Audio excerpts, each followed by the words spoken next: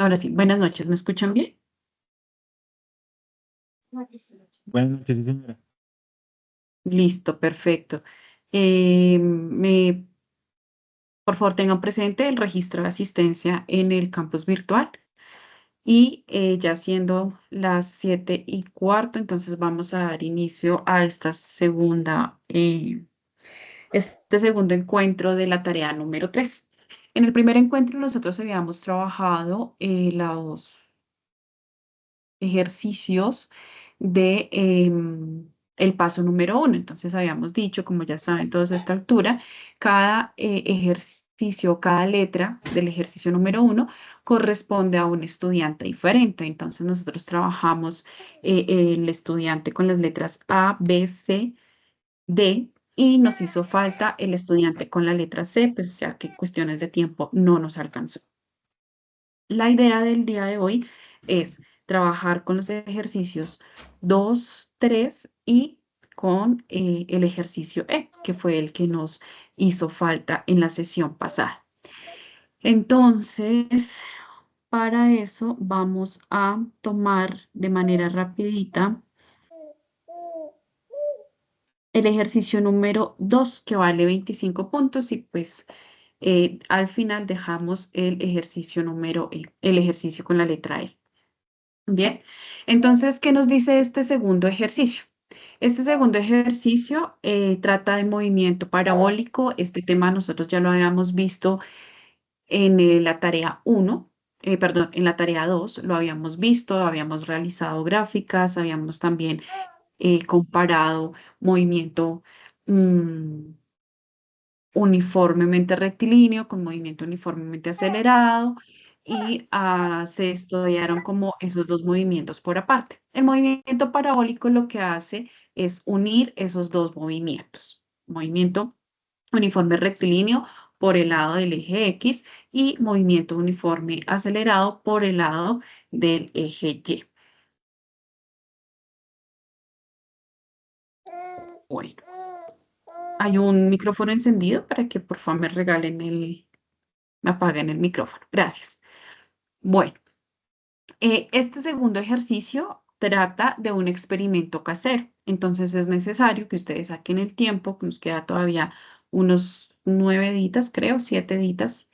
Saquen el tiempo para hacer esta prueba experimental, pero es importante que vayan sacando un registro tanto de fotografía como de video de cómo es el proceso de construcción, cómo es el proceso de la toma de datos, porque al final ustedes tienen que hacer una presentación interactiva con el desarrollo de ese ejercicio, no solamente con los cálculos, no solamente con imágenes, sino que también debe haber un video donde pues muestre más o menos qué es lo que cada uno de ustedes hizo. Este ejercicio es un ejercicio importante dentro de la tarea porque de los 80 puntos, 85 puntos que tiene la actividad, vale 25 puntos. Bien, entonces, por favor, no omitamos este ejercicio dentro de nuestras entregas. ¿Qué nos pide? Oficialmente, pues, puntualmente, perdón, el enunciado nos pide que vamos a determinar la velocidad inicial del lanzamiento. Cuéntame, Jonathan. Doctora, una consulta. Digamos, los ejercicios de las letras que escogimos también hay que hacer video explicativo, ¿verdad? Sí, lo que pasa es que ese video es sustentando el procedimiento, leyendo, haciendo la gráfica, tal. Ah, En ok. el video no tienen tanto que sustentar, sino como mostrar qué fue lo que hicieron desde el montaje, desde la toma de datos, los cálculos. ¿M? Ah, listo. Ok, sí, señora. Listo, pero el discurso fuerte es en el ejercicio 1. Bien. Entonces, íbamos en que este ejercicio va a dividirse en dos partes. La primera parte es la determinación de la velocidad inicial, o sea, la velocidad con la que sale disparado el ping-pong. ¿M? Y la segunda parte, vamos a tener que encontrar el ángulo al que se debe lanzar el ping-pong para alcanzar distancia determinada. Distancia que las da, que lo da mismo el enunciado y que hay una tabla también con 5 distancias, donde se proponen 5 distancias diferentes y cada uno de ustedes debe seleccionar una distancia por practicidad y también por cuestión de participación en el foro. Generalmente los que hicieron una selección de la letra, pues la misma letra les queda asignada para la distancia del ping-pong, la distancia máxima del ping-pong lanzado. Entonces, pues ya ustedes saben, si escogieron la letra A para el ejercicio número 1, pues entonces por practicidad, cojan también la letra A para seleccionar la distancia a la que van a lanzar la esfera. Listo. Entonces, el proceso, acá, el proceso para desarrollar o para realizar manualmente la construcción de la catapulta se los dan en un enlace con el respectivo video. El video es bastante claro con el proceso, sin embargo, para quien no los tenga, los voy a compartir aquí en el chat. Ese es el enlace del video donde pueden encontrar las instrucciones, el paso a paso de cómo construir la catapulta. Asimismo, pues está la lista de los materiales. Fíjense que los materiales son palitos de paleta, bolitas, tapitas, un ping-pong. Es muy básico en cuanto a la facilidad para adquirir los materiales, tanto en los puntos de venta como en el valor mismo que puede tener. Entonces, una vez ustedes hagan esa catapulta, lo que deben hacer es ensayar diferentes lanzamientos. ¿M? ¿Para qué? Para que puedan calcular lo que les dije ya antes, la velocidad inicial con la que es lanzada el ping-pong a partir de 2 datos experimentales que van a tomar, 2 datos que van a medir ustedes dentro de sus catapultas. ¿Cuáles son esos datos? Los dan acá en la tabla. Aquí la tabla 2 les muestra que deben medir un ángulo de 30 grados, ¿sí? Pero asimismo ustedes van a obtener de manera experimental un tiempo de vuelo que puede ser tomado por medio de un cronómetro y con una cinta métrica pueden alcanzar la medición de la distancia máxima que tuvo el ping-pong. Entonces, aquí es importante que comencemos a manejar muy bien las unidades y que comencemos a analizar un poco los datos. Digo, ¿por qué? Porque he encontrado tablas y cálculos, aportes de ustedes donde la distancia alcanzada son de 100 metros. Entonces, bueno, aquí hay algo raro. Es un pimponcito, es una catapulta construida con materiales muy caseros. No se puede alcanzar una velocidad una velocidad, no, una distancia de 100 metros. Entonces, vamos mirando qué tan acercados a la realidad es lo que estamos plasmando en nuestros cálculos respecto a lo que nosotros estamos tomando. Más o menos, por bien que me vaya, una distancia de 3, imagino yo que sería algo como muy exitoso. ¿Listo? Entonces, también tener en cuenta los tiempos de vuelo. Han llegado con tiempos de vuelos de minutos. Cuando digo de minutos, no es porque lo expresen en minutos, sino porque me están hablando de 160 segundos, 173 segundos.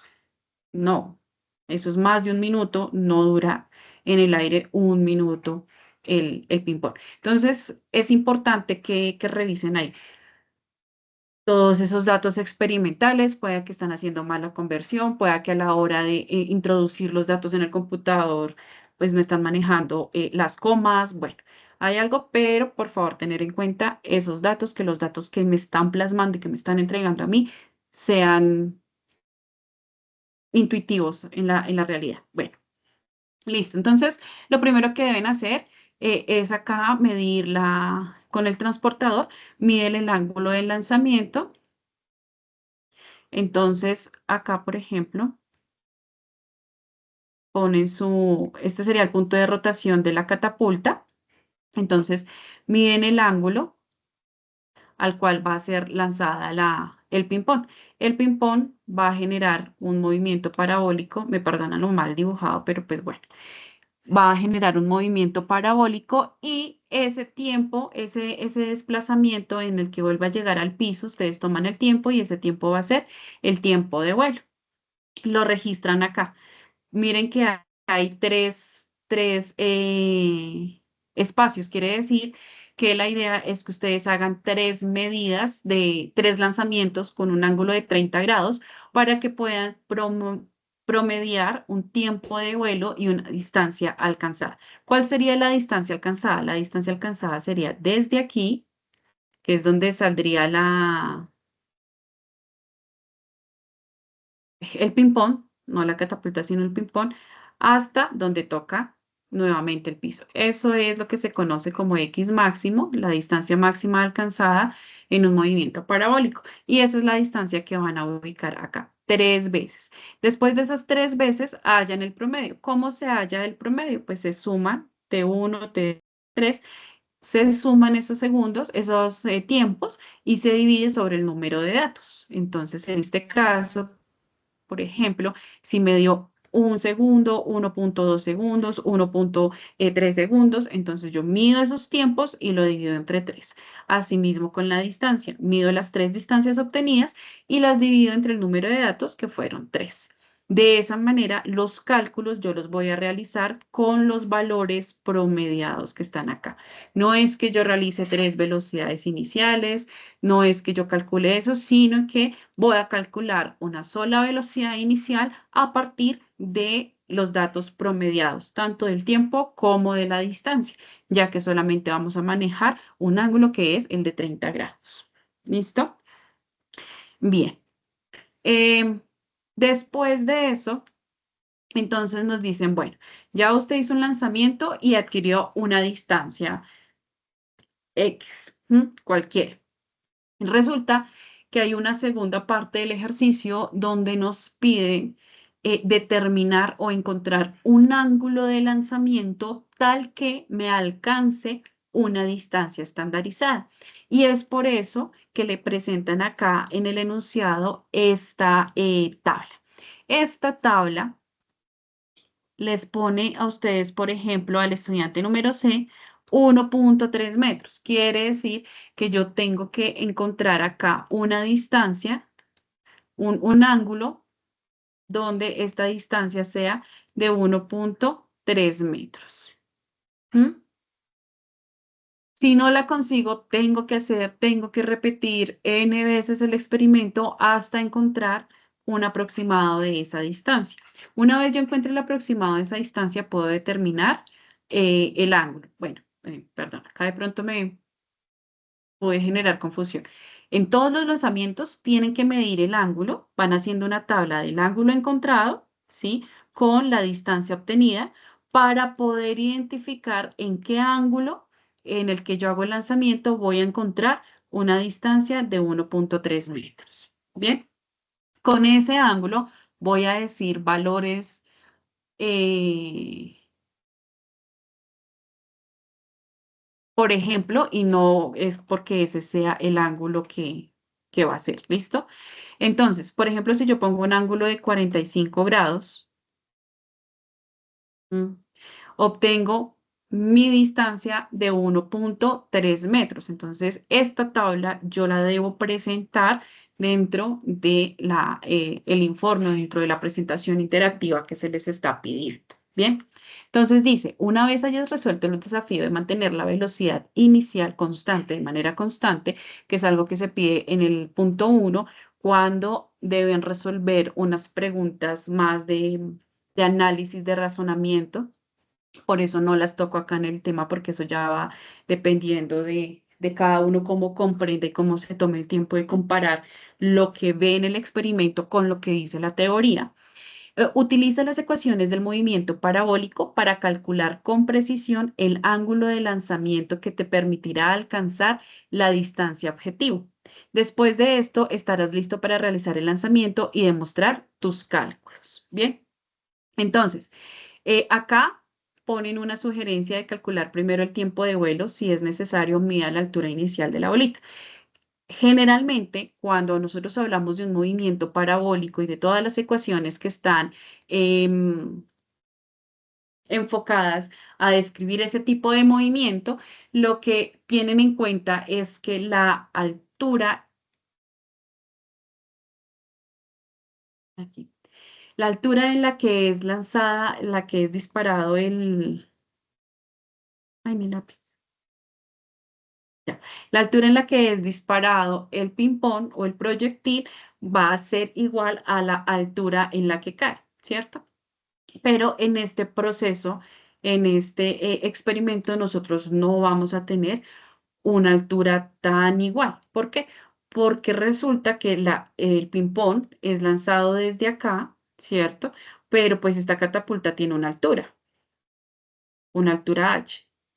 Entonces, por eso les dicen que si consideran necesario medir esa altura de la esfera, ¿no? Porque lo ideal es que se maneje más o menos esta altura, esta, sí, esta altura como para hacer una aproximación a la parte teórica. Sin embargo, dentro de la práctica, pues no va a ser así, va a caer un poquito más allá, lo que indica pues que hay un margen de error entre el tiempo de vuelo real que ustedes van a, bueno, dentro del tiempo de vuelo real que se experimenta el ping-pong y el tiempo de vuelo que ustedes van a tomar con el cronómetro.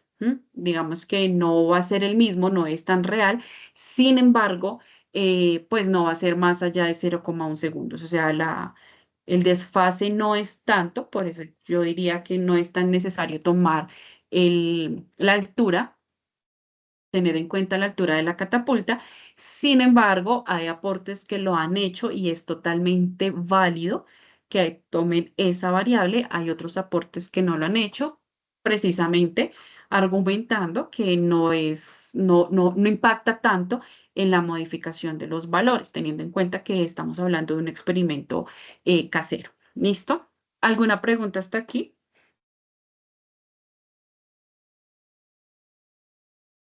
Bien.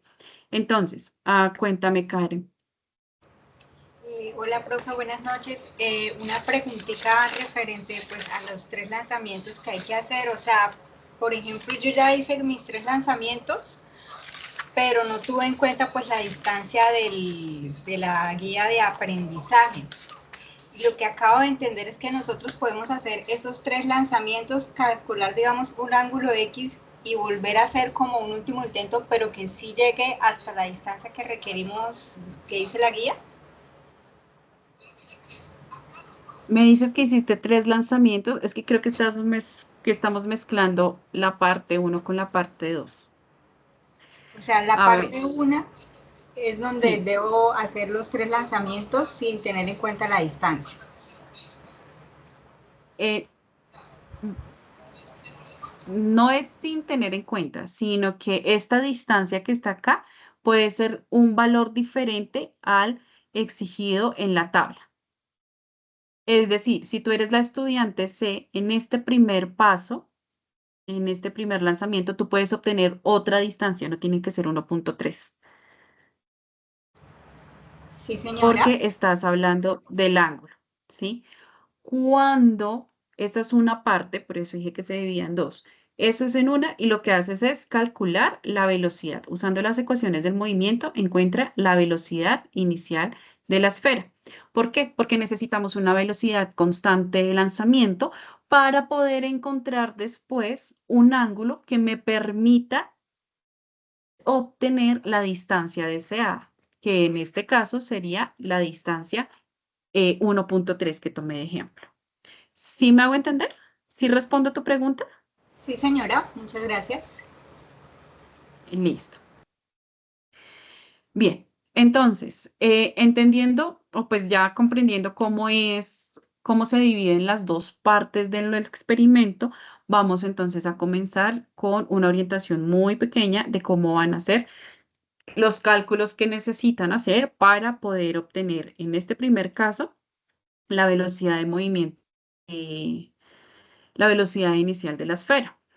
¿Por qué? Porque pues es lo que más he encontrado donde ponen la ecuación, dan el valor, pero la explicación física del fenómeno no está tan grande. Entonces, es importante que dentro de nuestros aportes encontremos o resaltemos la importancia de responder las preguntas y de no enfocarnos tanto en la respuesta numérica, sino en hacer un procedimiento donde se vea de dónde salen las ecuaciones, cómo se expresan, cómo se despejan, dónde se reemplaza para poder encontrar la respuesta adecuada. ¿Listo? Entonces, acá les comparto una imagen de cómo sería el movimiento que adquiriría el ping-pong que es lanzado por la catapulta. Ese movimiento, pues esa es la trayectoria, está representada por la línea punteada azul. Y en cada uno de unos puntos estratégicos, lo que hace esta imagen es evaluar, o bueno, no, representar de manera vectorial la velocidad que tiene en esos diferentes puntos del trayecto. Esta velocidad, como pueden ver, no es una sola, sino básicamente son tres velocidades. La velocidad que está en rojo, el vector de velocidad rojo, me representa la velocidad neta de la esfera. Entonces acá iniciamos con una velocidad inicial, que es la velocidad de lanzamiento, la que yo necesito mantener constante y la que tengo que encontrar numéricamente acá es este vector rojo. ¿Listo? Y a su vez, este vector se descompone en sus dos ejes, en su eje X y en su eje Y. Esta parte de descomposición vectorial, digamos que no voy a profundizar en el tema porque pues yo en la tarea 1 con el uso del software. Entonces, esta velocidad en X, fíjense que la magnitud del vector, ¿sí? Va a ser la misma en cada uno de los puntos que se evaluó dentro del trayecto. Acá, pues, bueno, era cortico también. Eso quiere decir que la velocidad en el eje X va a ser constante. ¿Por qué? Porque dentro de este movimiento parabólico, como les había mencionado antes, es una mezcla, una unión entre el movimiento uniforme rectilíneo y el movimiento uniforme acelerado.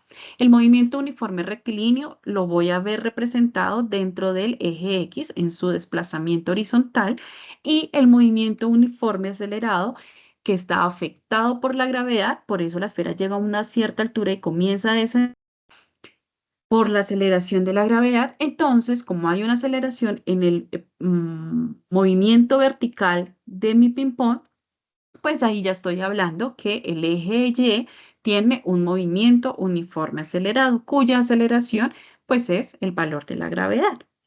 Ahora, como es un movimiento acelerado, fíjense que acá la velocidad en Y sí va cambiando, cambia la magnitud del vector. Aquí en este punto, donde es la altura máxima, antes de que comience a descender el ping-pong, la velocidad en Y se hace 0 y comienza a descender.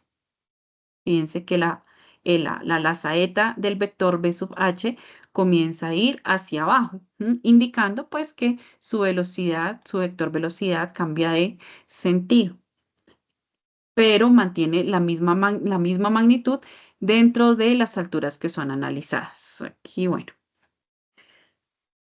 ya no me gustó la gráfica, pero pues la teoría es así. Listo.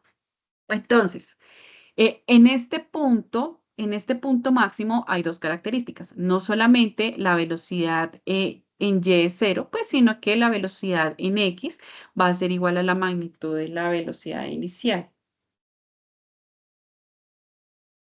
Y el alcance máximo se representaría con X, donde se toma desde el punto de partida hasta el punto de llegada sobre la misma horizontal.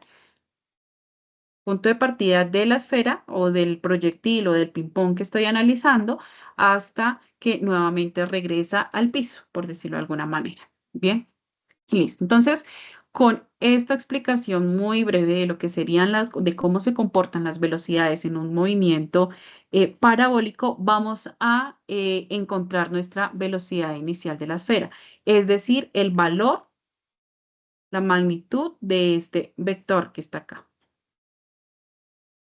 teniendo presente las características de los movimientos. Entonces, ¿qué es lo que pasa? Nosotros acá tenemos un tiempo de vuelo y tenemos una distancia. Es decir, tenemos una distancia en el eje X, lo que indica que podemos trabajar con nuestra velocidad en X, ya que tenemos los valores que tenemos, los datos experimentales que tenemos de distancia, es sobre el eje X. ¿Qué me dice el movimiento parabólico en el eje X? Que es constante, que su velocidad es constante. Quiere decir que si yo encuentro la velocidad en X, puedo utilizar las ecuaciones de un movimiento uniforme rectilíneo. Y la ecuación de velocidad de un movimiento uniforme rectilíneo es muy sencilla. Me dice que la velocidad es igual ¿a quién? A la distancia sobre el tiempo. ¿Listo? Tenemos la distancia, sí, es la que nosotros registramos y que promediamos previamente, y tenemos el tiempo, que sería nuestro tiempo de vuelo. Con eso encontraríamos nosotros la velocidad, pero no la velocidad inicial como tal de la catapulta, sino encontramos es la velocidad inicial en X, es decir, este que está acá. Es lo que nosotros encontraríamos con esta ecuación. Muchos de los aportes que me están haciendo están diciendo que esta es sencillamente la velocidad inicial de la catapulta, del ping-pong, perdón, y no es así. Es la componente en X lo que están hallando únicamente con esta ecuación. Entonces, ¿cómo hago yo? A partir de esta velocidad en X, encontrar la magnitud de la velocidad en Y.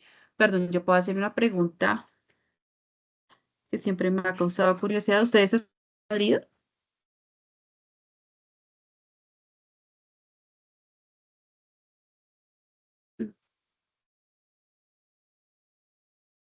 No.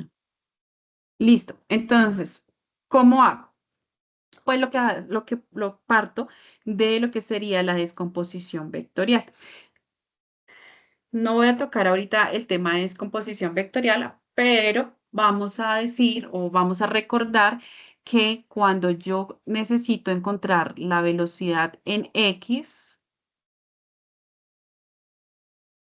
de este movimiento, de este ping-pong, voy a partir de la velocidad inicial por el coseno del ángulo de lanzamiento.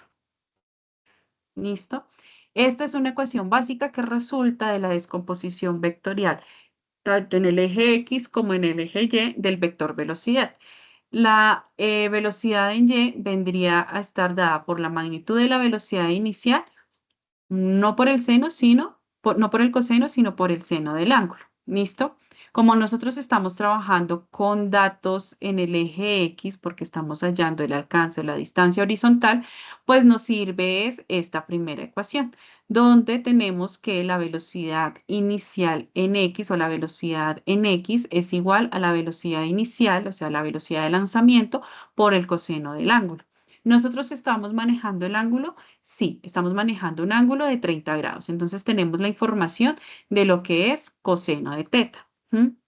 Tenemos la velocidad en X, sí la tenemos. La velocidad en X está dada por, no sería acá, sí, por la distancia de nuestra tabla, la distancia que nosotros encontramos, que la llamamos X, sobre nuestro tiempo, que sería el tiempo de vuelo debidamente promediado. Como está promediado, le voy a poner acá la indicación de que es la distancia promedio y el tiempo promedio de vuelo. Bien. ¿Qué nos hace falta? Pues encontrar velocidad sub cero como tal. B sub cero no lo tenemos, pero sí tenemos las demás variables. Lo que hacemos entonces es despejar y nos queda que la velocidad inicial de nuestro movimiento va a ser igual a la velocidad inicial en la componente X sobre el coseno de teta. ¿Listo? O sea, el coseno de nuestro ángulo de lanzamiento. Si nosotros reemplazamos estos valores acá, sí podemos encontrar la velocidad inicial y daríamos solución a este primer punto. que es encontrar la velocidad inicial del ping-pong.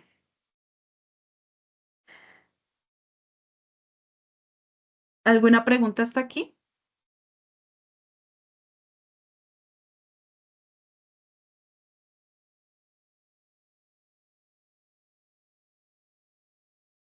No, señora, de momento no. Ah, ok, vale, gracias. Listo.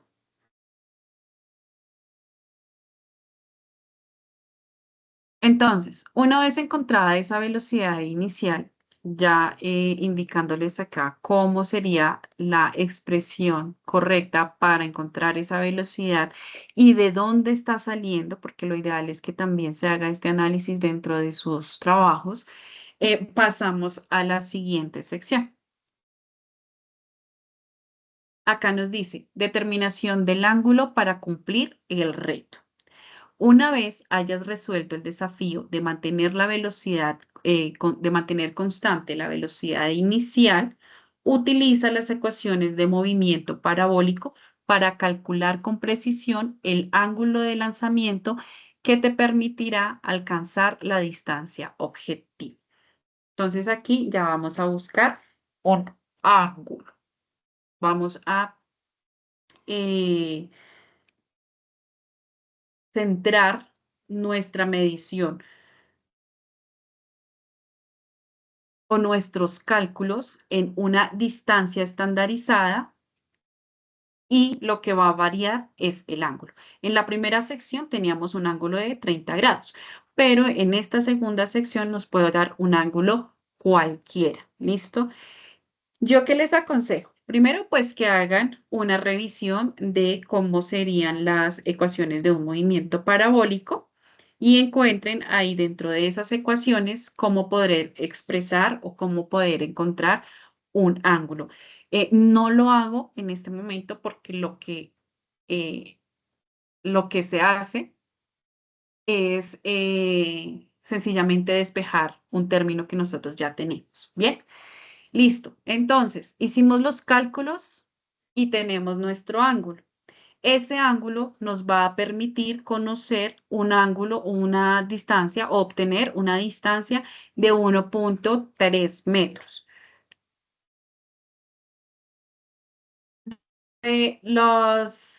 Dentro del movimiento de proyectiles, ustedes van a encontrar diferentes resultados. Bueno, acá yo dibujo un poquito más. Van a encontrar diferentes resultados respecto a cada ángulo. No, mejor, espérenme un segundo. Voy acá a utilizar un simulador. Bien.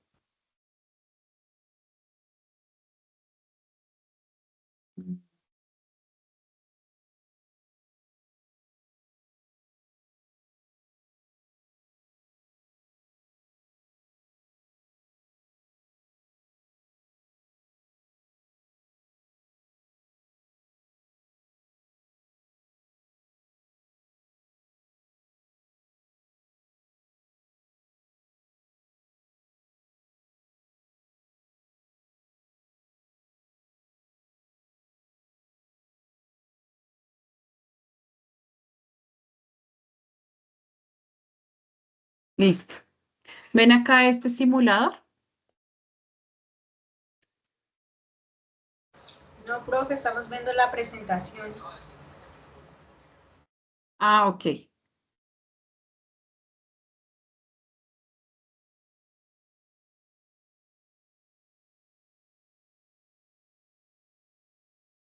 Ahí, Sí, señora. listo. Entonces, este es un simulador que me va a permitir manejar diferentes variables. Voy a borrar. Listo. Diferentes variables. En este caso, por ejemplo, me permite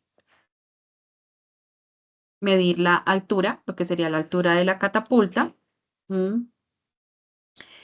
Me permite variar el ángulo de lanzamiento y con eso entonces yo puedo obtener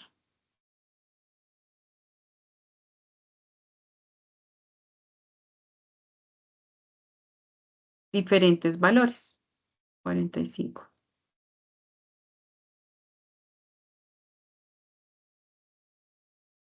60. Tengan un poquito de paciencia, ya voy a lo que quiero llegar.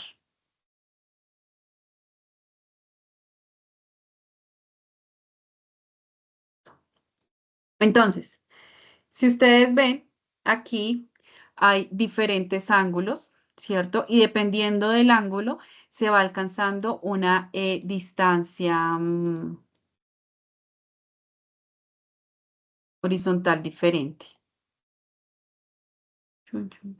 Vector velocidad componentes. Acá, distancia horizontal.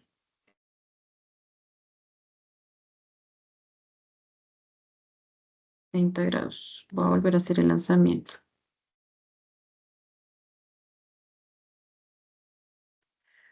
Para 30 grados, por ejemplo, se obtuvo una distancia de 21,6 metros. Para una distancia de 40 grados, se obtiene una distancia de aproximadamente 23,7 grados. Para una distancia de 45 grados,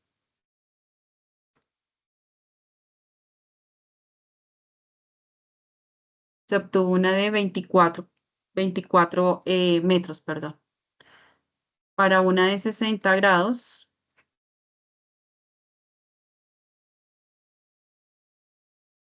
se obtiene una de 20,4. Y para una de 70 grados, se obtuvo una distancia de 15 metros. Entonces, a lo que quiero llegar es que cada ángulo me va a dar una distancia, un alcance horizontal máximo diferente. Sin embargo, hay algo en común y es que los ángulos, cuando se van acercando a 45 grados, o fíjense acá, el ángulo de 45 grados, 45 acá, es el que va a obtener la altura máxima del, la altura no, la distancia máxima en la que puede estar el ping-pong, ¿sí? Más allá no va a avanzar el ping-pong. Entonces pueden hacer también uso de esa información para poder calcular más o menos manualmente, tener en cuenta experimentalmente cuál podría ser un ángulo óptimo para encontrar la distancia que ustedes requieren. ¿Listo? Este simulador, les voy a compartir el enlace del simulador porque posiblemente, eso es a gusto de cada quien, les pueda servir para justificar cálculos, para hacer la animación, para aproximar sus datos, para contrarrestar los datos experimentales que ustedes toman con los datos reales o pues más precisos. eh, que den cuenta de lo experimental con lo teórico. ¿Listo? Bien, ¿qué otra cosa podemos ver acá en este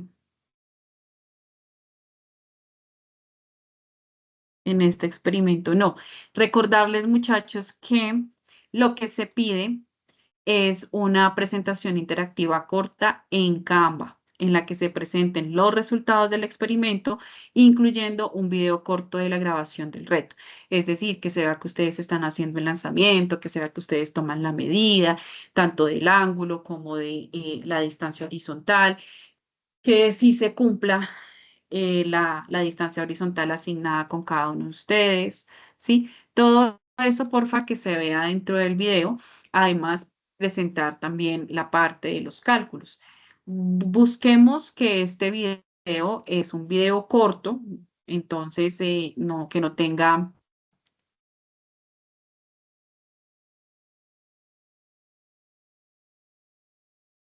tenga tanto contenido extenso, sino que pueden organizar la información en un póster o algo así, donde se reúna todo y en cuestión de uno, máximo 2 minutos, ustedes puedan presentar los resultados de este experimento.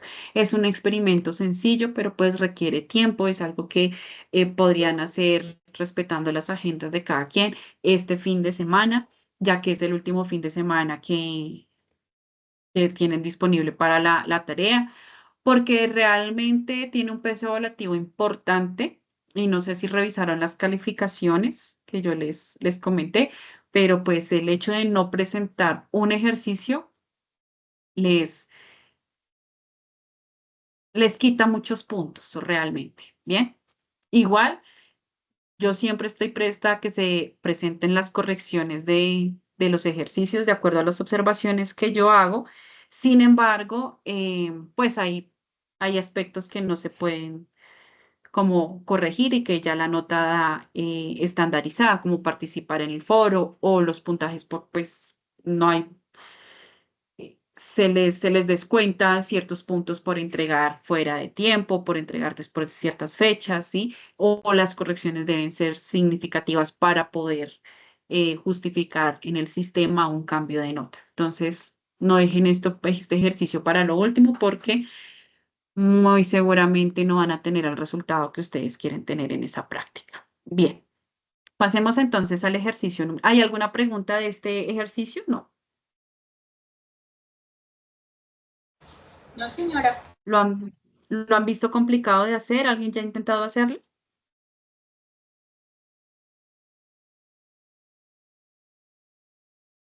Listo. Bien. Entonces vamos a pasar al desarrollo del ejercicio 3.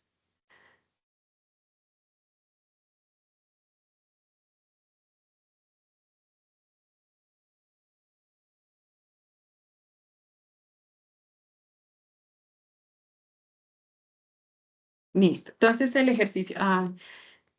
apuesto que no están viendo la pantalla. Comparto ventana.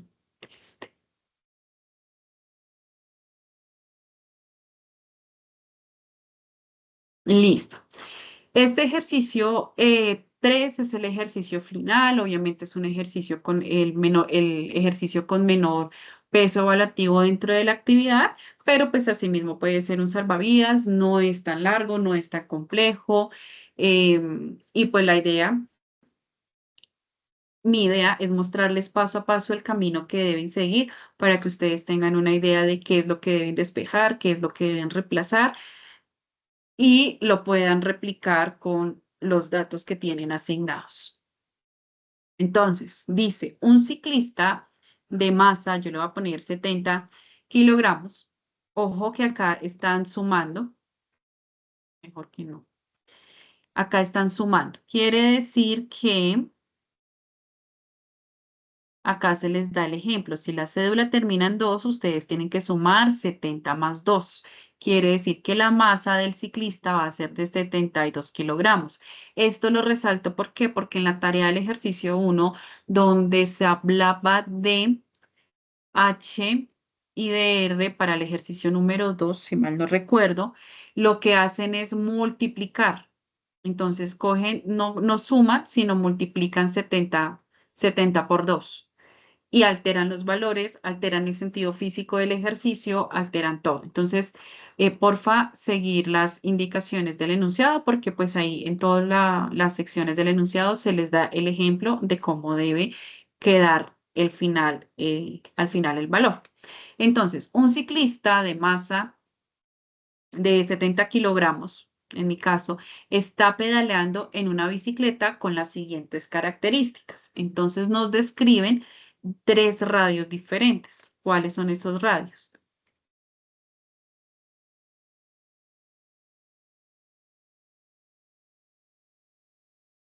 Nos describen el radio del plato actual, o sea, este que está acá, ¿cuál es el radio? La medida de aquí hasta aquí. Nos describen este radio, vamos a llamarlo RP. Nos describen el radio del piñón, este que está acá, entonces lo vamos a llamar RPI, por decirlo de alguna manera, piñón. Listo. Y el radio de la rueda trasera, la que estaría acá. ¿Listo? No soy muy buena dibujando, pero imagínense ahí hay una llanta muy coherente. Cada una tiene unos valores. Fíjense que estos valores sí dan cuenta de la relación de los tamaños de cada uno de los elementos. ¿Por qué les repito? Porque he encontrado aportes que no sé por qué, pero le cambian estos valores y no concuerdan, porque el más común es que el radio del piñón me iguala al radio de la cuerda, de la rueda. Entonces uno dice, bueno, hay que ponerle un poquito de sentido físico a lo que estoy haciendo, como de analizar si lo que estoy haciendo puede estar dentro de un contexto real. Entonces, el radio del plato es de 0,15 metros. Esto es un dato estandarizado para todos. El radio del piñón de 0,05 metros y el radio de la rueda 0,35 metros. Lo único que les cambia a ustedes es el valor de la masa del ciclista. Y el valor de la masa del ciclista va a oscilar entre 70 y 79 kilogramos. No es mucho el cambio tampoco, pero sí afecta. Listo.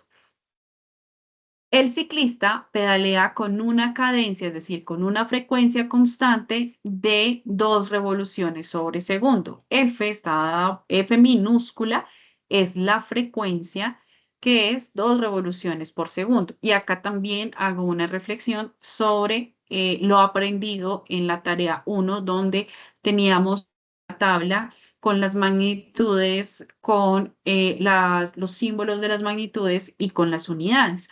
Y en esa tabla aprendimos que, por ejemplo, tiempo se escribe con T minúscula y periodo se escribe con T mayúscula, ¿cierto? Asimismo, es importante que manejemos ese tipo de estandarización que es hecho por el Sistema Internacional de Unidades para que nosotros podamos expresar correctamente estos procedimientos. ¿Listo? Es importantísimo y también em, he visto con frecuencia que eso no se está manejando todavía. Entonces, por favor, hagámoslo porque esto no solamente es para esta tarea, sino es para tener en cuenta a la hora de desempeñarnos como ingenieros. Entonces, el ciclista pedalea con una cadencia constante de 2 revoluciones sobre segundo, con una frecuencia de 2 revoluciones sobre segundo, y aplica una fuerza tangencial promedio de 100 newtons. Entonces, fuerza tangencial se define como F sub T, F mayúscula sub T. Suponiendo que no hay pérdidas por la fricción, entonces nos piden calcular varias cosas. La primera, calcule la velocidad angular del piñón y de la rueda trasera. Para llegar a eso, primero vamos a calcular la velocidad angular del plato. Y eso nos dice que es igual a 2pi por f. ¿Quién es f minúscula? La frecuencia. Entonces, lo único que tienen que reemplazar es el valor de f que me da aquí el enunciado. Lo multiplico por 2pi y encuentro la velocidad angular del plato. La velocidad angular, pues la velocidad lineal del plato es igual a la velocidad lineal del piñón. ¿Y cómo se definen estas velocidades? ¿Cómo se expresan matemáticamente estas velocidades? Como el producto entre el radio del plato y la velocidad angular del plato. Entonces, si yo quiero encontrar la velocidad lineal del plato, debo conocer el radio del plato, que es algo que nos dan, y la velocidad angular del plato, que es algo que también nosotros ya encontramos. Para eso, entonces, como la velocidad lineal del plato y la velocidad lineal del piñón son la misma, lo que podemos hacer es un proceso de igualación. Y tenemos el radio del piñón, sí, porque es algo que nos da el enunciado. Tenemos la velocidad angular del plato, que es algo que podemos hallar también, y la velocidad, perdón, el radio del plato, que es algo que nos da el enunciado. Entonces, como estos 3 valores los tenemos, lo único que tenemos que hacer es despejar este término que sería la velocidad angular del piñón. ¿Cómo lo hacemos? Pues despejando. Quedaría el radio del plato por la velocidad angular del plato dividido el radio del piñón. Y ahí encontramos nuestro primer punto. Después nos dicen, determine la velocidad lineal de la bicicleta en metros por segundo y en kilómetros por hora. Entonces aquí, pues el metros por segundo y kilómetros por hora, no voy a hacer énfasis en la explicación de la conversión de unidades, pero como hace parte del ejercicio, el hecho de hacer la conversión de unidades, se requiere pues que ustedes muestren cómo se hace el proceso correcto para convertir las unidades, para pasar de metros por segundo a kilómetros por hora. Todo esto relacionado nuevamente con lo que se aplicó en la tarea anterior. En el punto 2, creo que era donde se veía conversión de unidades. Entonces, porfa, repliquen lo aprendido ahí en el desarrollo de este ejercicio. Entonces, la velocidad lineal de la bicicleta va a estar dada por la velocidad de la rueda y como ya habíamos visto antes, la velocidad lineal se representa o la puede encontrar con el producto del radio y de su velocidad angular. Entonces, cuando yo multiplico esos dos valores, pues encuentro mi velocidad lineal de la rueda. Pero yo no tengo la velocidad angular de la rueda. Este dato yo no lo tengo.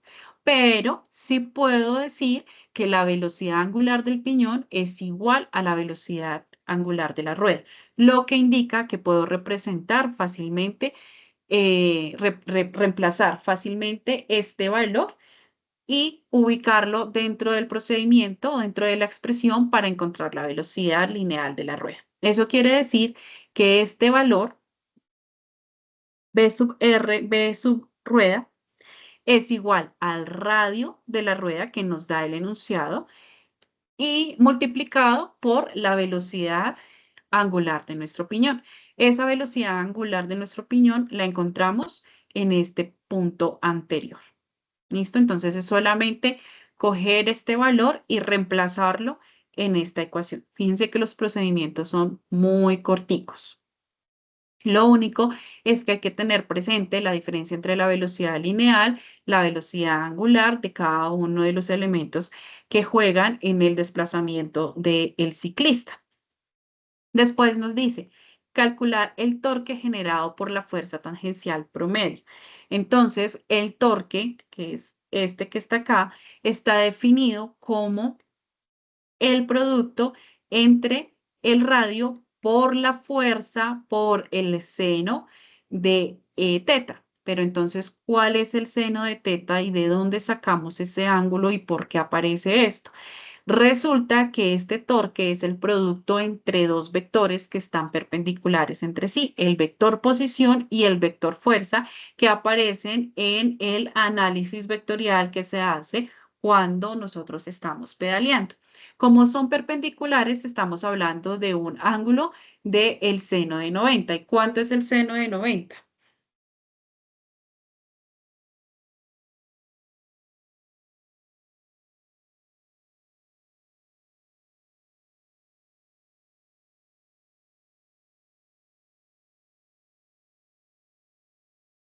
¿Aló?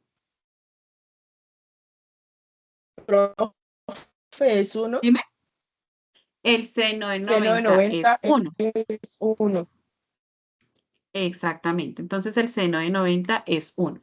Por tanto, esto lo voy a multiplicar por 1, o sea que no altera el resultado, sino seno de 90 es 1. ¿Por qué 90? Porque estos dos vectores, el vector posición y el vector fuerza, actúan de manera perpendicular cuando yo estoy pedaleando. Por eso es el seno de 90 grados. Perpendicular quiere decir que entre uno y otro hay 90 grados. Si yo le saco el seno a 90 grados, voy a obtener 1 y pues no me va a afectar la magnitud entre el producto de el radio del plato con la fuerza. ¿De dónde sacamos esa fuerza de F sub T? F sub T está acá, 100 newtons. ¿Y de dónde sacamos el radio? Pues ese también nos lo da el enunciado, que sería 0.15 metros. Bien. De esa manera, entonces, nosotros podemos calcular el torque generado por esa fuerza tangencial, que sería esta que está acá. Bien. Por último, nos dice, determine la fuerza de la cadena que la cadena ejerce sobre el piñón.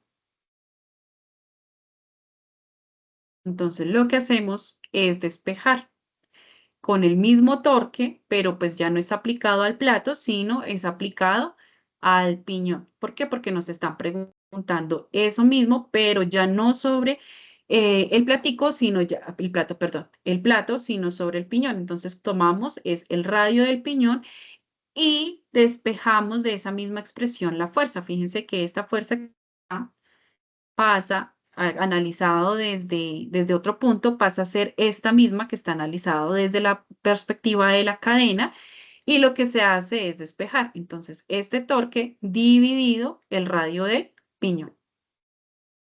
Y ya, el torque va a ser el mismo. Este valor de torque va a ser el mismo que ustedes encuentran acá. ¿Listo? Entonces, fíjense que el dato del cálculo anterior me sirve para el cálculo siguiente, me sirve para el cálculo siguiente y así. De esa manera y con estas expresiones, entonces estaríamos dando por terminado el desarrollo del ejercicio número 3. ¿Aló? ¿Qué fue, Darío? ¿Cómo estás, hombre? Listo. Vamos entonces a trabajar con el súper esperado ejercicio número E de el estudiante número 1, que era lo que nos había quedado faltando para dar por terminada la explicación de todas las letras del ejercicio 1. Listo. Entonces, mi pregunta, ¿cuántos hay acá del ejercicio con la letra E?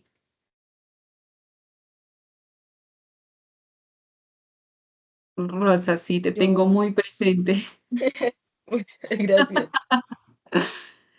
Listo. Bien, bueno. Entonces, hasta aquí, Luisa también. Listo. Hasta aquí hemos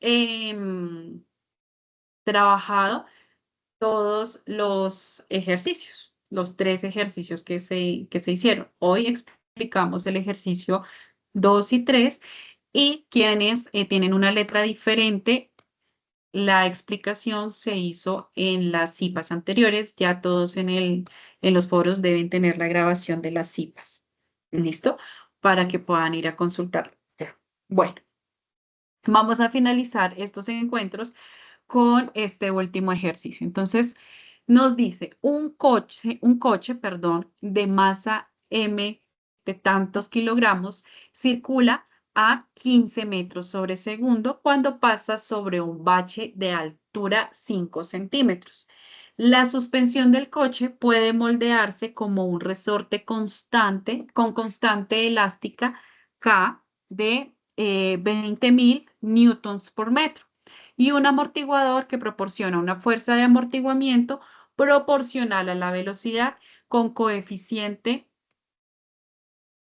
C, que sería la constante de proporcionalidad, de 1.500 newton por segundo sobre metro. Después de pasar del bache, la suspensión del coche oscila antes de estabilizarse. Entonces vengo acá, cojo mi bache, comienzo a brincar. Ay, perdón, pues no era tan así la oscilación. Qué pena le Comienzo a oscilar interrumpo. Es que hasta que se detiene. no Dime. se ve, no se está viendo nada. Ah, Qué pena. no.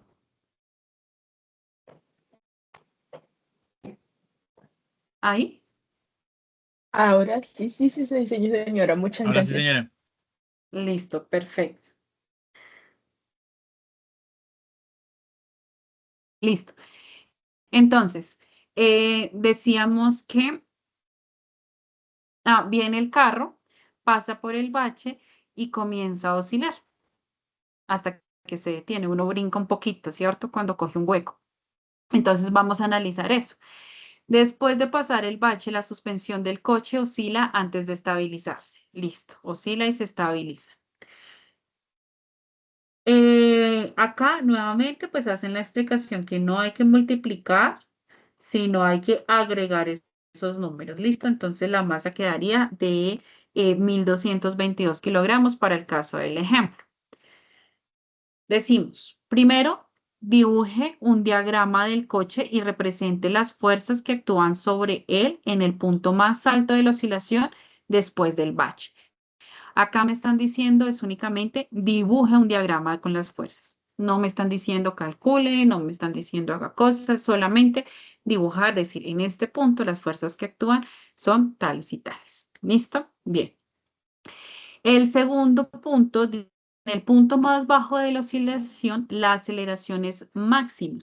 Aplicando la segunda ley de Newton en dirección vertical, ¿cuál es la aceleración inicial del coche justo después de pasar el bache? Realice un diagrama de cuerpo libre. Entonces acá sí nos ponen a nuevamente representar las fuerzas que actúan ahí en ese punto, en el carro, pero pues en ese punto del bache y además de eso, pues expresemos el valor, expresemos la aceleración. Después, punto 3. La fuerza del amortiguador se calcula como F sub A, que es igual a C, que era la constante de proporcionalidad o el coeficiente que nos dicen acá de 1500 newton por segundo sobre metro, por B. ¿Quién es B? Pues la velocidad que tome en ese momento. Si la velocidad inicial hacia abajo del coche es de 2 metros sobre segundo, después del bache, ¿cuál es la magnitud de la fuerza del amortiguador en ese instante? ¿Y cómo afecta esa fuerza a la aceleración del carro? Entonces, preguntas como estas son preguntas necesarias para analizar las respuestas numéricas que ustedes dan. ¿Listo? No las vamos a tocar acá porque nuevamente es producto de un análisis que ustedes hacen. Lo que vamos a hacer es orientar sobre las preguntas que requieren de cálculos. Dice, después de pasar el bache, el coche oscila verticalmente. Si el tiempo entre dos máximos consecutivos es de 0,8 segundos, calcule el tiempo que tarda el carro en alcanzar la altura máxima después de pasar el bache. Y después, ¿cómo afectaría una suspensión con una constante elástica más bajita al comportamiento del carro en las carreteras con muchos baches? Use la ley de Hooke para analizar la situación. Acá nuevamente no tienen que presentar ningún cálculo, solamente es un análisis teórico donde deben repasar un poco de la ley de Hooke.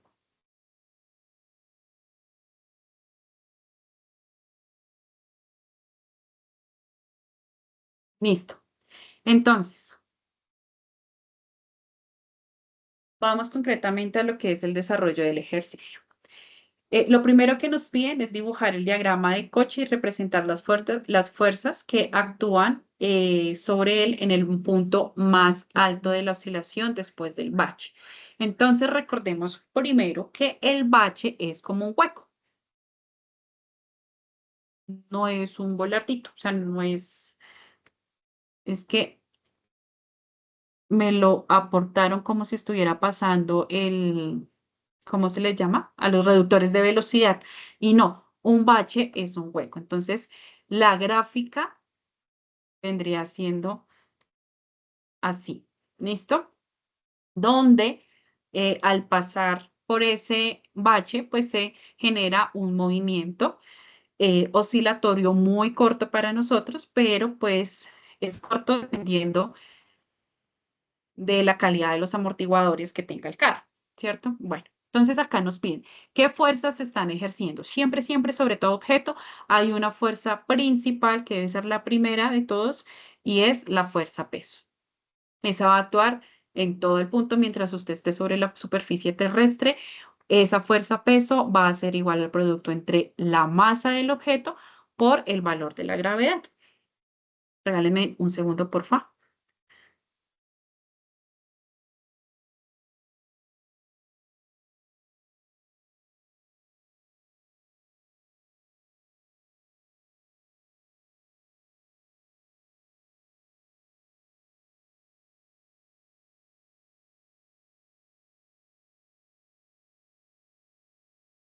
Listo, gracias. ¿Qué otra fuerza está actuando? La fuerza del resorte, que es la que va a recibir el golpe que que genera el auto por la presencia del bache. Entonces, aquí Y estarían nuestras dos fuerzas. No es nada más lo que hay que hacer acá. Acá lo que se hizo pues fue identificar cuáles son los datos que nos da el enunciado, la altura del bache, cuál es la constante de proporcionalidad para la fuerza amortiguadora, cuál es la constante de elasticidad del resorte, cuál es la velocidad inicial del carro y cuál es la masa del carro. Digamos que no afectan como tal a este punto, pero pues es necesario identificarlo siempre para el desarrollo del ejercicio. Sigue, en el punto 2. En el punto más bajo de la oscilación, la aceleración es máxima. Aplicando la segunda ley de Newton en dirección vertical, ¿cuál es la aceleración del coche justo después de pasar el bache? Realizar un diagrama de cuerpo libre. Entonces, aquí, si vemos en el enunciado,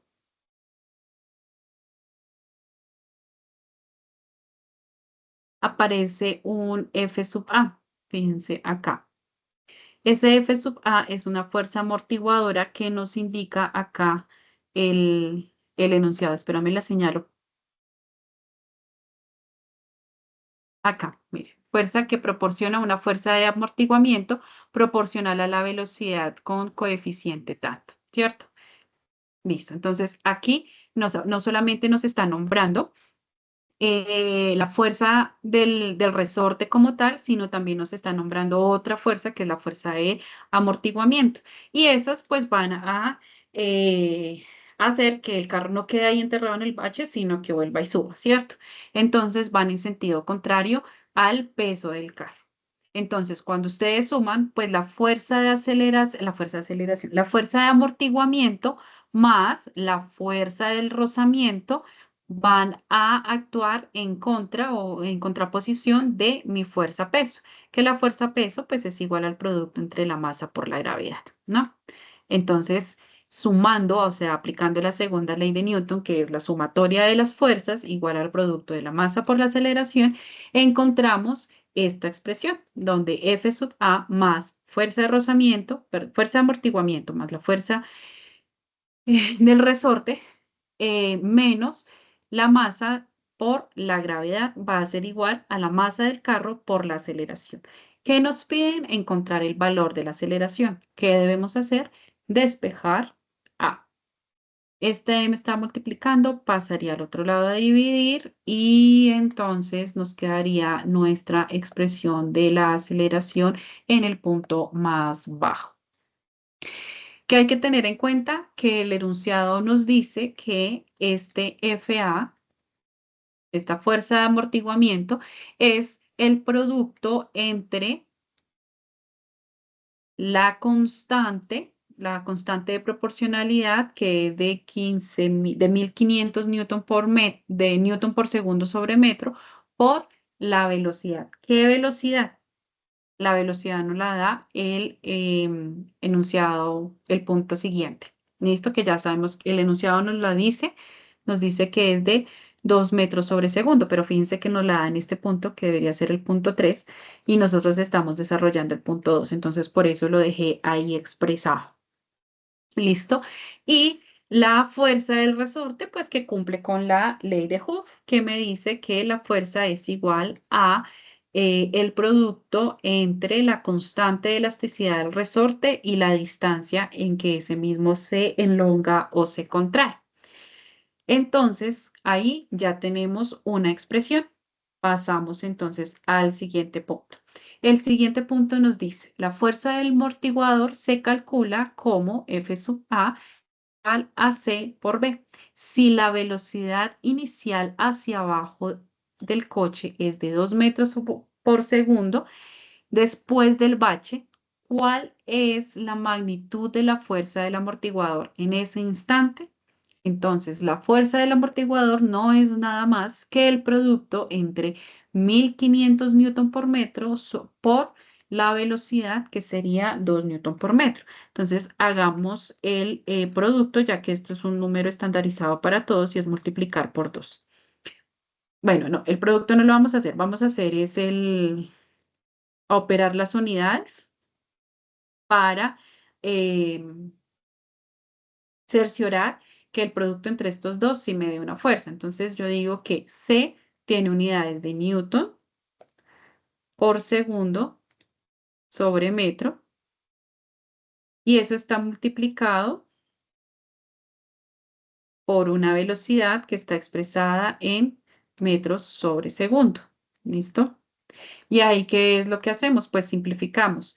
Estos metros con estos metros se cancelan, estos segundos con estos segundos se cancelan y encontramos que efectivamente cuando yo multiplico una velocidad por esta constante que tiene unidades de newton por segundo sobre metro, voy a obtener newtons, o sea, una fuerza. ¿Cuál es la magnitud de la fuerza? Pues multipliquen 1500 por 2 y con eso desarrollamos el punto 3. Ahora, esa es la parte numérica. La parte analítica es esta. ¿Cómo afecta esa fuerza a la aceleración del carro? ¿Listo? Entonces ustedes ya ahí con los resultados y los valores que van obteniendo y más o menos haciendo la imagen del video, del experimento mental, pues pueden ir analizando qué podría estar sucediendo en esa situación. Dice cuarto, después de pasar el bache, el coche oscila verticalmente. Si el tiempo entre dos máximos consecutivos es de 0,8 segundos, calcule el tiempo que tarda el carro en alcanzar la altura máxima después de pasar el bache. Entonces, ¿a qué se refiere con esto de tiempo entre dos máximos consecutivos igual a 0,8? Pues es el tiempo en que tarda en hacer esto, ¿cierto? Y a eso se le llama periodo. Pues es que estas ondas mías están bien feitas. ¿Listo? A eso que está acá, a ese tiempo que tarda entre los dos máximos se le llama periodo. ¿Listo? Que es más o menos como una oscilación. El tiempo que tarda en hacer una oscilación se le llama periodo. Y para encontrar ese tiempo, el tiempo real, pues lo que se hace es que se divide ese periodo en dos. Conclusión, pues acá a ustedes ya solamente les queda es reemplazar y operar. Es sintética. Entonces, pronunciar la proteína se abre. Yo los quité. Acá decimos... Ah, bueno, no, y ya con eso finalizaríamos el ejercicio porque el punto 4, perdón, el punto 3, 4, 5, el punto 5 nuevamente es cómo afectaría la suspensión de acuerdo al valor de la constante de elasticidad. Para eso utilice la ley de Hooke. Entonces la ley de Hooke, ¿qué me dice? Yo la puse por acá. ¿Te ponen duda? Esta no es la que tiene usted. ¿Usted qué letra tiene?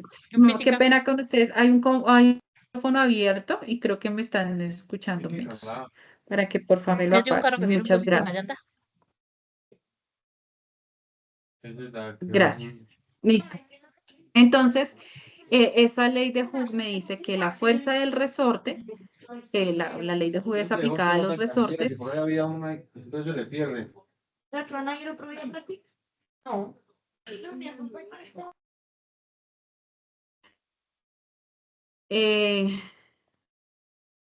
Acá, listo. La fuerza del resorte va a ser directamente proporcional a la constante de elasticidad por la distancia de elongamiento. Entonces, entre mayor constante de elasticidad tenga un resorte, pues más resistencia o fuerza puede soportar cuando el carro cae en el bache. ¿Listo? Entre menor sea esa constante de proporcionalidad, pues menor fuerza va a poder ejercer. ¿Listo? Entonces, con eso tendríamos el desarrollo del ejercicio número E. ¿Alguna pregunta?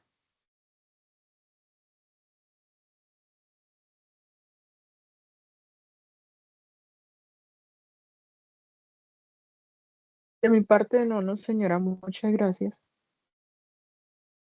Listo. Entonces, creo que en tu caso, Rosa, ya te hice la retroalimentación en el foro. Sí, señora, gracias. Listo. Bueno, entonces no siendo más, agradezco a todos la asistencia del día de hoy. Estaré continuando con la retroalimentación de los aportes que hagan. Bueno,